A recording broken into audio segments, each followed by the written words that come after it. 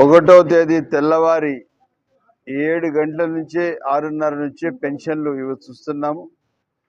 మదనపల్లి కాన్స్టిట్యున్సీకే దాదాపు 20 కోట్ల రూపాయలు ప్రతి నెల పెన్షన్ల రూపంగా పంచుతున్నాం. భారతదేశంలో ఏ ప్రభుత్వం ఇంత పెద్ద పెన్షన్లు 4,000, 6,000, 10,000, 15,000 పంచడం లేదు. ఒక ఆంధ్ర రాష్ట్ర ప్రభుత్వం పెద్దలు చంద్రబాబు నాయుడు గారి ప్రభుత్వమే.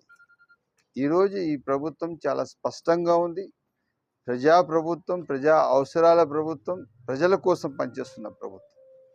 ఈరోజు 15,000 ఎవరికైతే టోటలీ డిజేబుల్డ్ వాళ్ళకి ఇస్తూ ఉంటే వాళ్ళ కుటుంబ సభ్యులు ఎవరైతే 15,000కు అర్హులు ఉన్న వాళ్ళు ఎంతో సంతోషంగా నాకు నెలకు సరిపోయేంత ఖర్చులై మిగిలిపోతూ ఉంది డబ్బులు. ఇంత పెద్ద డబ్బు ఇచ్చిన పెద్దలు చంద్రబాబు నాయుడు గారికి ప్రత్యేక ధన్యవాదాలు. 10,000 పెన్షన్ ఇస్తూ ఉంటే వాళ్ళు ఇంకా సంతోషంగా ఉన్నారు. 4,000 కూడా ఎక్కడ భారతదేశంలో ఎవరికి కూడా కానీ ఓల్డేజ్ పెన్షన్ కూడా కానీ అదేవిధంగా ఎవరైతే వితంతు ఏ పెన్షన్ కూడా 4,000 ఏ రాష్ట్రం ఇవ్వడం, ఒక ఆంధ్ర రాష్ట్రంతో. సో ఈరోజు పెన్షన్లదే చాలా పెద్ద భారం.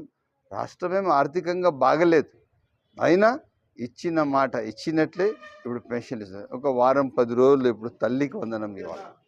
తల్లికి వందనానికి మదనపల్లి కాన్స్టిట్యున్సీకి 50 కోట్ల రూపాయలు ఇవ్వాలి. 50 కోట్లు.